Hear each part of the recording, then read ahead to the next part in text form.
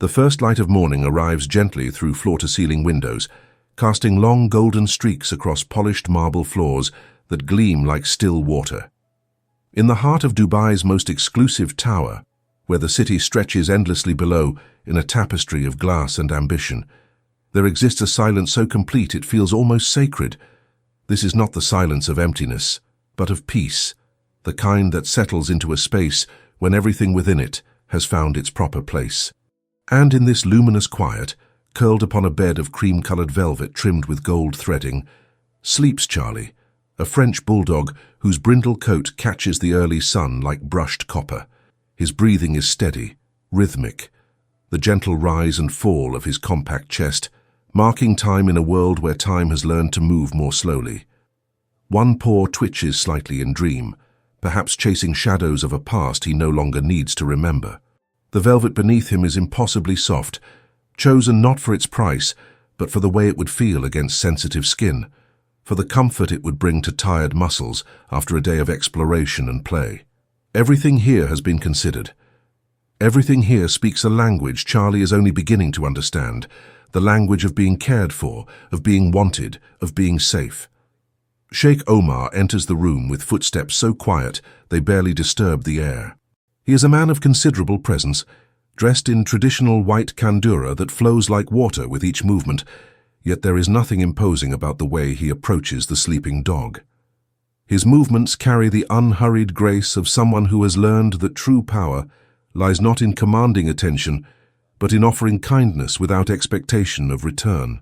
He pauses at the threshold of Charlie's sleeping area, simply observing, and in that observation there is something tender, a protectiveness that transcends the relationship between owner and pet, entering instead the realm of guardian and cherished soul. Charlie's ears flick forward before his eyes open, some instinct deeper than consciousness, recognizing the presence of safety nearby.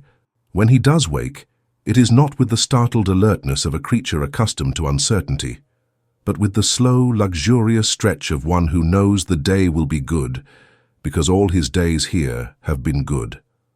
His dark eyes find Sheikh Omar immediately, and in them there is no calculation, no wariness, only the pure, uncomplicated joy of recognition. This is his person, this is home. The Sheikh kneels, lowering himself to Charlie's level, and extends one hand palm up in invitation rather than command. Charlie rises, his sturdy legs carrying him forward with that characteristic waddle that makes French Bulldogs seem perpetually enthusiastic about existence itself. He presses his broad head into Omar's palm, and the Sheikh's fingers respond with practiced gentleness, finding the exact spots behind Charlie's ears that make his eyes half close in contentment. They remain like this for several heartbeats, man and dog, in a morning ritual that has become its own form of conversation, one that requires no words because it speaks in the universal language of touch, of presence, of I am here and you are safe. Omar's voice, when he finally speaks, is low and warm, words in Arabic that Charlie does not understand intellectually but comprehends entirely in spirit. The tone carries everything necessary: affection, greeting, promise. The promise that today, like yesterday and the day before, will be filled with care, that hunger will be satisfied, that comfort will be provided, that loneliness will never again be a companion. Charlie responds with a soft snort, pressing closer, and Sheikh Omar smiles, a genuine expression that transforms his usually composed features into something boyish, unguarded. They move together through the penthouse, Charlie trotting at Omar's side with the confidence of one who has learned that he belongs in these spaces. The apartment is vast, a carefully curated collection of modern luxury and traditional Arabic artistry. Geometric patterns in gold leaf trace the edges of archways. Calligraphy adorns walls in flowing script that seems to dance even in stillness. Persian rugs, each worth more than most cars, cushion their footsteps. Yet none of this intimidates Charlie anymore. He has marked this territory not with the anxiety of an intruder, but with the certainty of a resident. This is his domain as much as it is Omar's, and he navigates it with the easy familiarity of ownership. In the kitchen, a sprawling space of Italian marble countertops and custom cabinetry, Omar prepares Charlie's breakfast with the same attention he might give to his own morning meal. There is no generic kibble poured hastily into a bowl. Instead, he retrieves fresh chicken, carefully portioned and lightly cooked, mixed with vegetables and supplements recommended by the city's most respected veterinary nutritionist. He arranges it in a ceramic bowl, painted with intricate blue patterns, setting it upon a raised feeding station designed to protect Charlie's compact frame from unnecessary strain. Even in eating, comfort has been considered. Charlie approaches his meal with enthusiasm, but not desperation. He no longer eats with the urgency of scarcity, no longer guards his food as though it might be taken away. He simply eats, and in that simple act there is trust. Trust that there will be another meal and another after that, that his needs will always be met before they become desperate. Sheikh Omar watches this daily transformation with quiet satisfaction, understanding that the greatest luxury he can offer is not the food itself, but the security that allows Charlie to enjoy it without fear. After breakfast, they venture onto the terrace where the morning sun has grown stronger, warming the imported stone tiles beneath their feet. The view is staggering, Dubai's skyline spreading in every direction, the Persian Gulf glittering like scattered diamonds in the distance, the world laid out like a kingdom.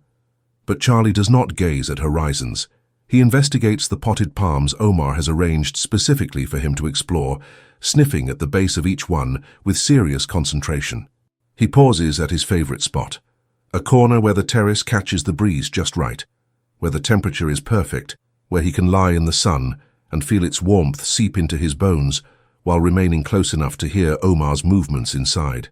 The sheikh settles into a low chair nearby, tablet in hand for the morning's business, but his attention divides easily between screens and dog. Every few minutes his gaze shifts to Charlie, checking, confirming, reassuring himself of the small creature's contentment. This has become habit now, this monitoring not born of concern, but of affection, the way one might glance at a sleeping child, not because anything is wrong, but because the sight itself brings peace. Hours pass in this comfortable rhythm. Omar takes calls, his voice shifting into the authoritative tones of business and diplomacy, yet he never raises it to levels that might startle Charlie. When a meeting requires his full attention, he first ensures Charlie has water, shade, toys, everything needed for independent contentment. And Charlie, sensing no abandonment in these temporary separations, occupies himself with the dignified patience of one who knows his person will return. He chews a toy, he naps, he watches birds circle the neighboring towers, and he waits without anxiety because waiting here has never led to disappointment. In the afternoon, they drive through the city in Omar's Mercedes, Charlie secured in a custom carrier lined with the same cream velvet as his bed. The carrier sits in the passenger seat, positioned so Charlie can see out the window, can watch the world stream past in a blur of color and motion. Omar's hand occasionally reaches over to rest on the carrier's edge, fingers just close enough for Charlie to sniff, if he chooses. A tether of presence, a reminder that even in movement, they remain connected. They arrive at a private park, a green oasis maintained by the compound's exclusive residents, where manicured grass meets imported trees, and the air smells of irrigation and jasmine. Omar carries Charlie out, setting him down with care, and the dog immediately begins his exploration. But unlike other dogs who might bolt toward freedom, Charlie maintains awareness of Omar's location, glancing back every few meters to confirm his person's position. This is not obedience training. This is something deeper, an understanding that safety exists in proximity, that the world is best explored from the secure base of unconditional love. Omar walks slowly, allowing Charlie to set the pace, to investigate whatever catches his interest. When Charlie tires, sitting suddenly on the grass with that definitive French Bulldog plop that indicates rest is non-negotiable, Omar sits beside him without complaint. They remain there together, man and dog on imported grass beneath the Arabian sun, simply existing in shared space. Omar's hand rests on Charlie's back, feeling the steady rhythm of breathing, the warmth of life beneath fur and skin. These moments, he has learned, are the ones that matter. Not the grand gestures or expensive purchases, but these quiet instances of companionship, of choosing to be nowhere else but here. Evening comes painted in shades of amber and rose, the sky over Dubai transforming into a canvas of impossible beauty. Back in the penthouse, Omar prepares dinner for them both. Fresh fish for Charlie, traditional Arabic cuisine for himself, and they eat in the same room, at different tables, but in unified companionship. The television plays softly in the background, news in Arabic that Charlie finds soothing not for its content, but for its familiarity, for the way it fills space without demanding attention. After dinner, there is grooming, a ritual Charlie once resisted, but now accepts with grace. Omar works carefully with a soft brush, moving in long, gentle strokes that massage as much as clean. He checks Charlie's wrinkles, cleaning each fold with specialized wipes to prevent irritation. He examines paws for any sign of injury, trimming nails with precision and care. Throughout this process, he speaks in low, continuous murmurs, not really saying anything but creating a soundscape of reassurance, of connection. Charlie leans into the attention, understanding now that this touch is not intrusion but devotion, not control but care. As night deepens and the city lights below transform into a constellation of human ambition, Sheikh Omar carries Charlie to the master bedroom. The dog has his own bed, of course, that magnificent velvet creation, but more often now he sleeps on the end of Omar's bed, on a blanket placed there specifically for him. Omar places him there gently, adjusting the blanket to ensure comfort, and Charlie circles once, twice, before settling with a contented sigh that seems to release the entire day. Omar prepares for sleep with his own rituals, prayers offered in the direction of Mecca, gratitude spoken into the quiet darkness, reflections on a life that has provided much but never felt complete until a small dog entered it and taught him what truly mattered. He slides into bed carefully, avoiding disturbing Charlie, and lies in the darkness listening to the soft snoring that has become his favorite sound, proof of trust, evidence of peace. In these final moments before sleep claims them both, Sheikh Omar's hand reaches out, coming to rest near Charlie's warm body, close enough to feel the rise and fall of breathing, the physical confirmation of life and presence.